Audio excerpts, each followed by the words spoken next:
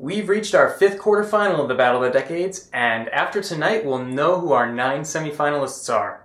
Could be all 3 of these guys. What a great game to watch. Got Chuck in the lead with 14,400, Colby with 11,800, Mark with 10,600. I think I know where to begin because Chuck has shown a certain predilection for wagering to take his destiny into his own hands. So let's start there. Let's say he's going to wager to beat a double up by Colby, which will require a wager of 92.01.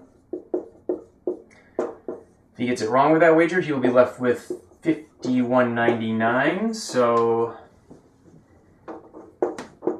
to stay above that, Mark can wager up to 5,400, and Colby can wager up to 6,600. All right, let's look at second and third now, Mark and Colby.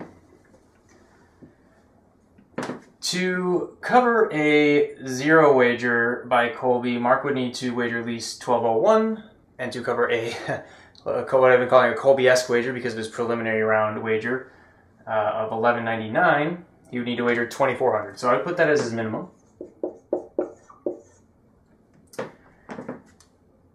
If let's see, if Mark wagers his 5,400 amount, he'll have 16,000. So to cover that, Colby might want to wager 4,200, 42.01.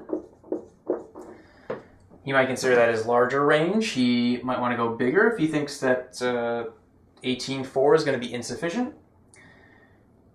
Or he might even go smaller if he doesn't like the category, which, you know, he had a literature category in the preliminary round where he wagered 199, so he might wager up to 11.99 on the small side.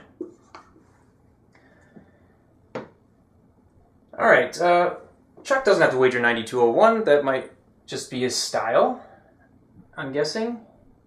If he wants to, let's say he thinks it's going to be a really tough clue, and he wants to stay above Colby and Mark. The difference between these two is 2,600, so he could wager 25.99. Depending on where he thinks the wild card is and what he thinks Colby is going to do, he might even want to restrict his wager further to cover this 11.99 or 2,400 wager.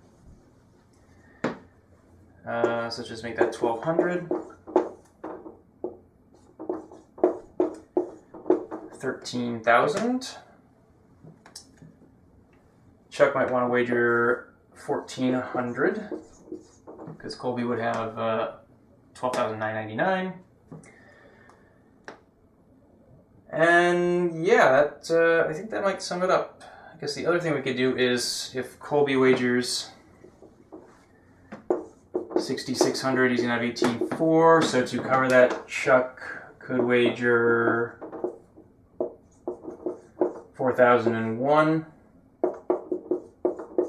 Of course, the downside to that is that if he gets it wrong, he'll have 10,400, which is below both of them. So if both Mark and Colby wager 0, then he's SOL.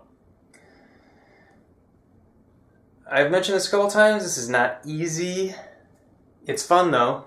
And looking forward to seeing what each of our players did. Be right back. Wow, this was a tough clue. Mark got it wrong, wagered 2,000. Colby also got it wrong, but stayed low with 800. He's in good shape. Because Chuck got it wrong and wagered 2,500. Whoa! Not expecting that, and he wins the game, and I have egg all over my face. Congratulations, Chuck. Congratulations to Colby, who claims the final wild card, and Pam Mueller. Big exhalation out of her, I'm sure. I think I could hear it at home once Mark's answer was revealed to be incorrect. She's the lone female representative heading to the semifinals. I can't wait to see what happens. We got 9 great players duking it out for $1 million. Next week could be the best week of TV all year. We will see you on Monday for semifinal number 1 on the Final Wager.